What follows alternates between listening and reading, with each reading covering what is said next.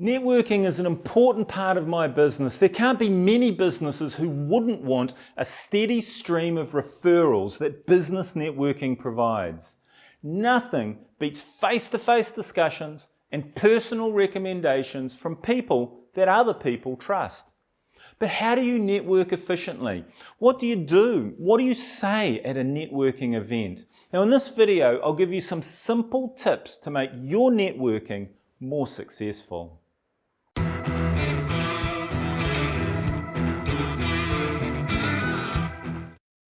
So there are various kinds of networking events. Some are regular with the same group of people each time, and some are one-off and all are welcome to attend. One of the more popular networking events is the breakfast meeting. Now obviously, this is held first thing in the morning and a breakfast is served. You can then be back to your place of business with qualified leads without taking a huge chunk of time out of the day. These breakfast meeting networking events are great for business, but they're not so good for the waistline. Now, I've been to a lot of networking events over the years, and I've learned a heap about the process and how to capitalize on it. Now, these would be the simple lessons I have learned and how to be more effective at networking events. Lesson 1. Now, when I first started going to breakfast meetings, I gained kilos in weight as a result of eating large, cooked breakfasts every time. Now, remember your waistline and eat accordingly. Lesson 2. If you are able to obtain early information on who will be attending, spend some time studying each individual person or company and determine who you need to talk to, how you will approach them and what you're going to say. If you're going to a regular networking group, you'll be able to search their website for members lists and that'll have name, company details, etc. Prioritize who you will speak with and who would be the best fit for you and your business. Lesson 3.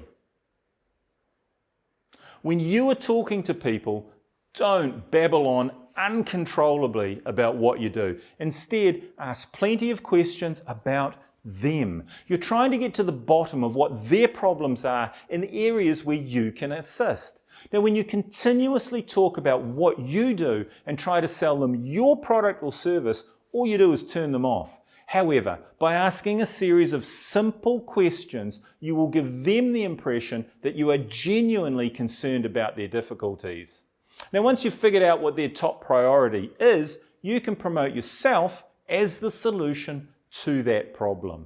Here are 5 key questions that I will regularly ask at networking events. So question 1, what is your top priority when choosing someone to, and then ask a relevant question about the business. I'd ask about business value or how they choose a business broker or what's important to them in business. Question 2, why did you choose that as a priority? Question 3, why is that important to you?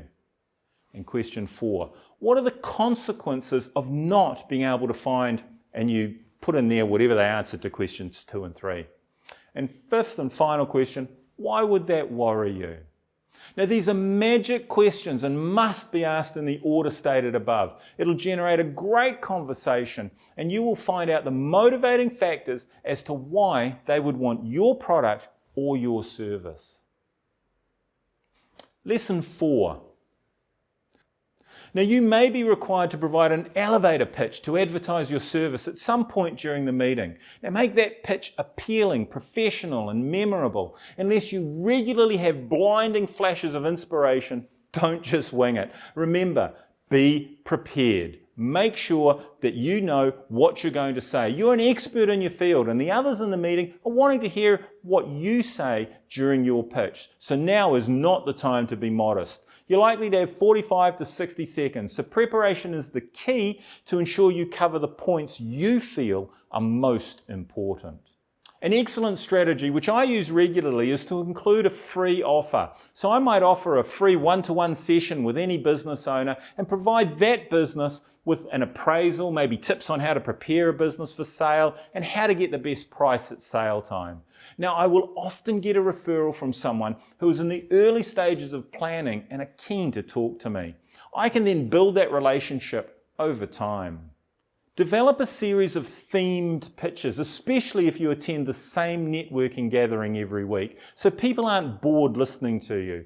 They're more likely to listen to you if they know you'll say something fresh each week. Lesson number 5. Never estimate the importance of knowing someone who can help you reach out to your target market. Now, I was able to refer someone to a finance broker who was successful in providing bank funding for them after they had recently been denied by the banks. Now, as a result, that client became one of my most ardent supporters. The ability to recognize these relationships can be quite beneficial to you in the long run. Lesson 6.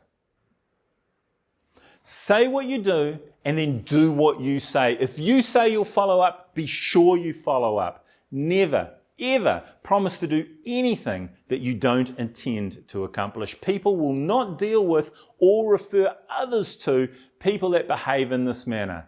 It's impolite, unprofessional, and a waste of everyone's time, including yours.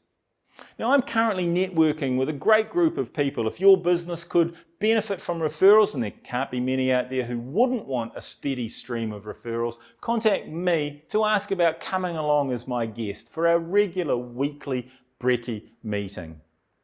If you want to know more, watch this, hit that subscribe button. Thanks again for watching. Till next time, see you then.